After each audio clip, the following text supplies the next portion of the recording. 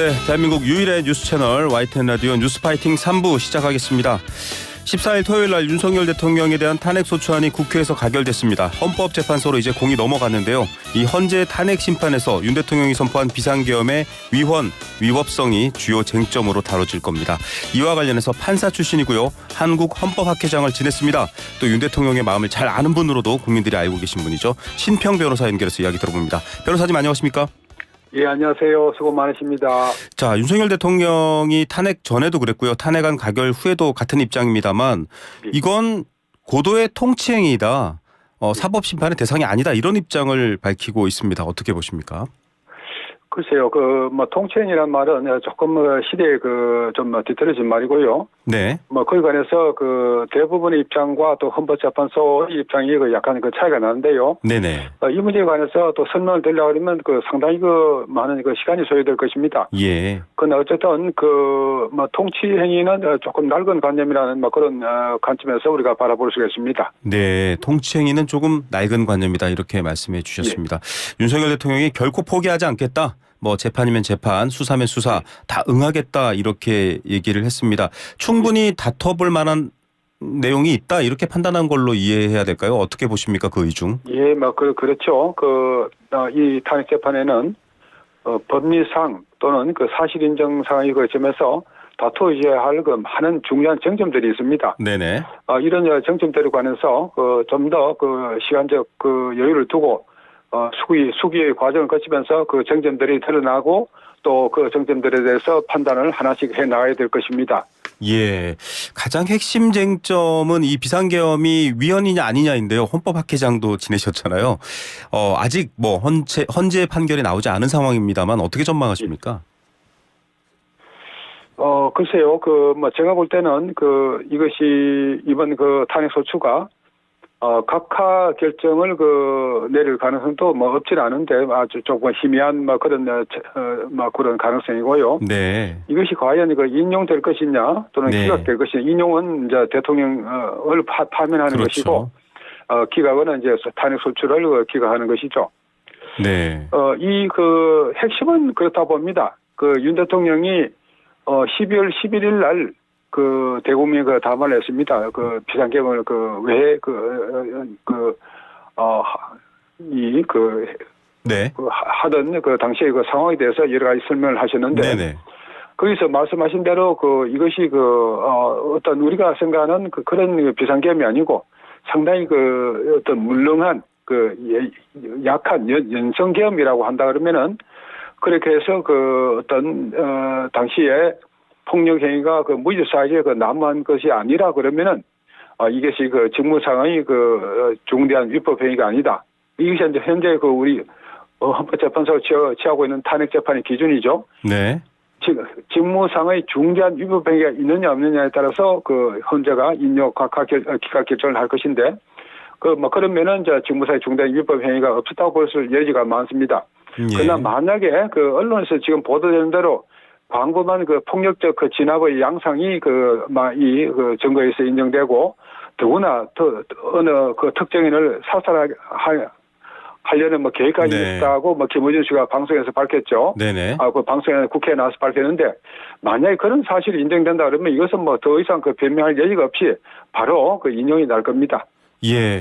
자, 국회 무장한 특수부대 군인들이 들어간 상황, 이걸 어떻게 볼 것이냐에 대한 판단도 있다고 하는데 앞서서 각하 결정도 얘기하셨습니다. 자, 인용은 대통령 파면, 기각은 다시 대통령직 복귀인데 각하는 이 사건을 다루지 않는다. 보통 이렇게 저희들이 알고 있잖아요. 그렇죠. 어떤 경우에 각하가 될 수 있다라는 말씀이실까요? 저는 말이죠. 이번 민주당이 주도한 탄핵 소추 절차가 상당히 성급하고 너무 탄핵 소추를 빨리 해서 어떤 당에서 어떤 생각하는 조기 대선 구도 그걸 만들려고 하는 정략적 이익이 앞서서 이 한덕수 권한대행이라는 정당성이 대단히 결여된 인물을 임시 국가 수반으로 내세워서 국익을 위반했다는 그런 점이 이 소추 절차에 상당히 어떤 적법성의 의문을 던지는 것이고, 이런 경우에 소추 절차가 만약 법률에 위반했다는 점이 인정이 된다 그러면은 그 네. 헌재법이나 또 형사소송법에 의해서 이 소추에 대해서 그 각하 결정을 내릴 수가 있는 거죠. 한 가지 제가 잠깐 말씀드리자면은 한덕수 총리가 우리가 헌법적으로 볼 때는 대통령 권한 대행을 맡기에는 임시 국가수반을 맡기는 대단히 부적절한 인물입니다.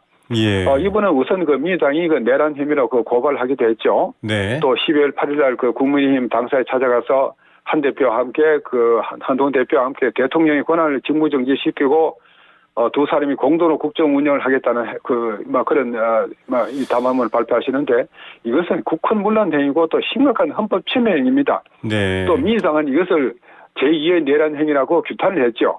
이런 분을 임시 국가 수반을 내세운다는 것은 이 전반적인 소추 절차의 정당성에 적법성에 상당한 의문을 던지는 것입니다. 네, 한덕수 국무총리의 대통령 권한대행으로 온 상황도 여러 가지 문제가 있다라는 지적이신데 소추 절차 이거는 네. 심각한 문제입니다.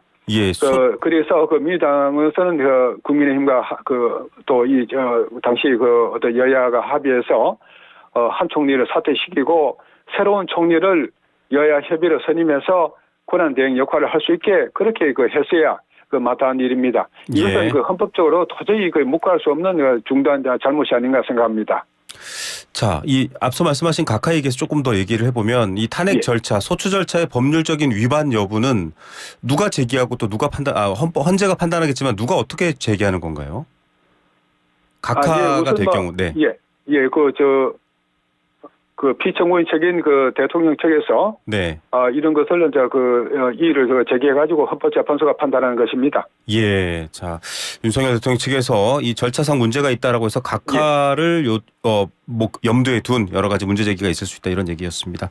자, 여러 가지로 지금 저희가 지금 세 번째 대통령 탄핵을 맡고 있는 상황인데 앞서도 한덕수 총리 체제가 적절하지 않다라는 주장을 많이 말씀하셨습니다. 내란 가담 혐의를 얘기했는데 그렇게 말씀하신다면 이 내란 자체가 사실은 기정사실이다 이렇게 판단하고 계시는 건가요? 아니죠. 여하튼 간에 이 한덕수 총리가 그런 문제가 많은 인물이고 특히 12월 8일에 한 총리가 한 권한대행이 국민의힘 당사에 찾아가서 한동훈 당대표와 함께 그런 담화를 발표한 것은 네. 이것은 이 국헌문란 행위입니다. 네. 이것은 도저히 묵과할 수 없는 있어서는 안 되는 그런 행위인데 그런 행위를 어떤 민주당 측에서 스스로 제2의 내란 행위라고 비난을 했습니다. 그런 분을 어떻게 임시국가 수반으로 내세우는 것은 말이 되지 않는 행위죠. 예. 우리 이 헌법적으로 이 점은 분명히 짚고 넘어야 할 것입니다. 예. 자, 민주당 입장은 앞서도 말씀드렸습니다만 수사 결과를 지켜보는 입장이다라고 얘기를 했습니다. 일단은 한덕수 국무총리가 대통령 권한대행 체제로 지금 국정을 운영하고 있는 상황인데 제의 요구권 같은 적극적인 대통령 권한을 행사할 것인가에 대해서도 관심이 많습니다. 민주당은 그러지 않을 것이다. 또 그러지 말아야 한다라는 입장인데 변호사님 어떻게 보십니까? 글쎄요. 민주당 측의 입장에서 일방적으로 자꾸 그렇게 말씀하시는데 이미 노무현이나 박근혜 대통령 탄핵소추 뒤에 그런 거업권을 행사한 전례가 있지 않습니까? 네. 그런 것을 굳이 그런 정략적 의도로 그렇게 계속 말씀하실 건 아니라고 봅니다. 예, 정략적 의도다 이렇게 말씀해 주셨고요. 헌재가 현재 6인 체제입니다. 지금 국회에서 3명의 헌법재판관 후보들 이제 준비가 돼 있고 12월 안에 결정할 거다 이렇게 얘기를 하고 있습니다. 이런 상황을 봤을 때 헌재 운영에는 문제가 없다 판단하십니까? 전혀 문제가 없죠. 또 더욱이 지난 10월 달에 재판관 7인 이상이 되어야 심리할 수 있다는 헌재법 23조 1항이 효력 정지가 가처분으로 되지 않았습니까? 네, 이진숙 방통위원장. 비춰서 전혀 문제 없습니다. 예. 자, 앞서 한덕수 총리 권한대행 자격 없다, 중요한 문제가 있다 지적하셨습니다. 만약에 변호사님께서 보신다면 그러면 여야가 합의해서 대통령 권한대행을 할 총리 누구로 해야 된다 이런 좀 안도 있으신 건가요? 글쎄요. 지금은 이거 지나간 일 아닙니까? 네, 이제 지나간 일이다 이렇게 얘기를 하셨습니다. 자, 그러면 이제 헌재 결정에 대해서 여러 가지 앞서도 말씀해 주셨습니다. 각하까지 폭넓게 얘기를 해주셨는데 지금 수사 상황이 여러 가지 이 정보사 전현직 정보사령관까지 지금 수사를 받고 또 구속되고 있는 상황입니다. 여러 가지 유력한 증거가 나오면 인용될 가능성도 있다라고도 변호사님도 말씀해 주셨는데 그렇죠. 예, 이런 상황이 지금 굉장히 좀 속도감 있게 진행되고 있거든요. 어떻게 보십니까? 지금 진행되는 상황들, 즉 주요 군 요직 인사들이 구속 체포되고 있는 상황들 어떻게 보십니까?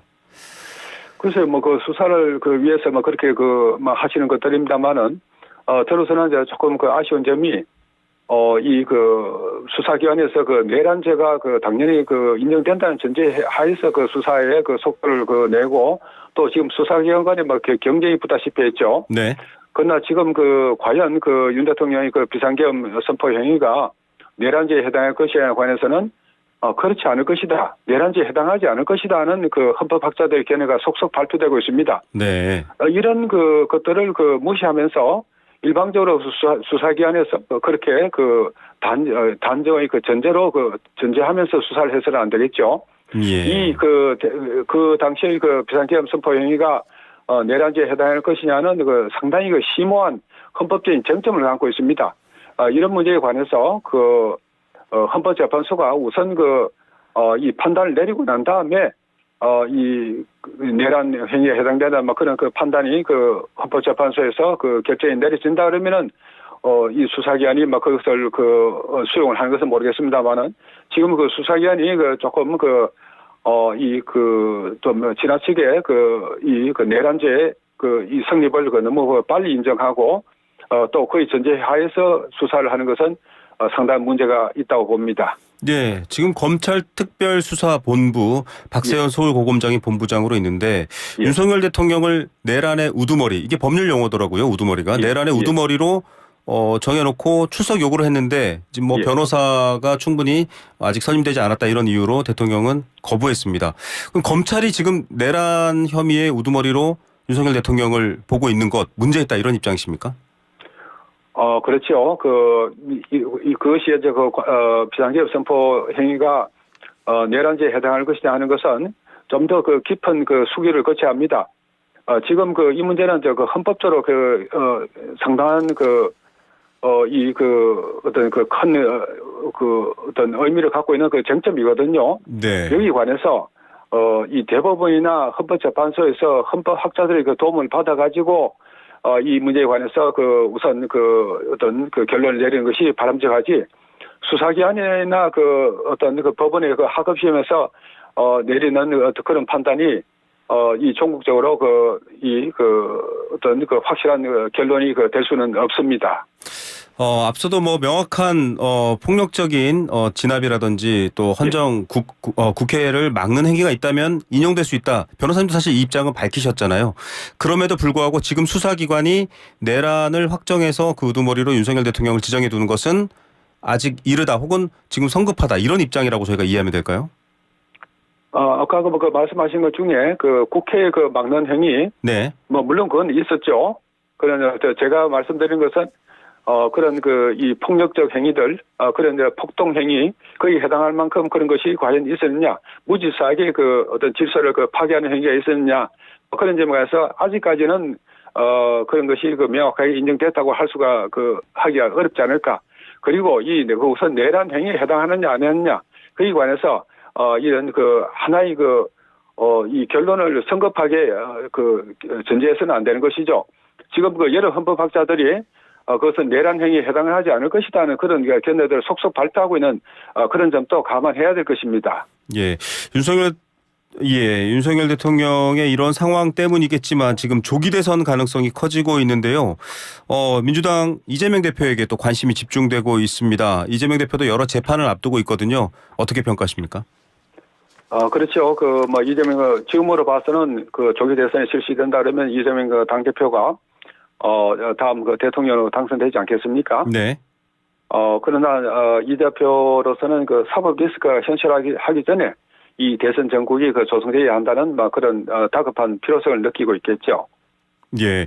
이 민주당 박수현 의원 저희가 앞서 인터뷰를 했는데 별개다. 지금 헌법재판소의 심판은 심판대로 이재명 대표의 재판은 재판대로 일정대로 임한다 이런 입장입니다. 원칙적으로는 그렇게 했죠. 예, 원칙적이지만 실제로는 좀 두 재판의 속도 간의 차이를 달리 바라고 있다 이렇게 보시는 건가요?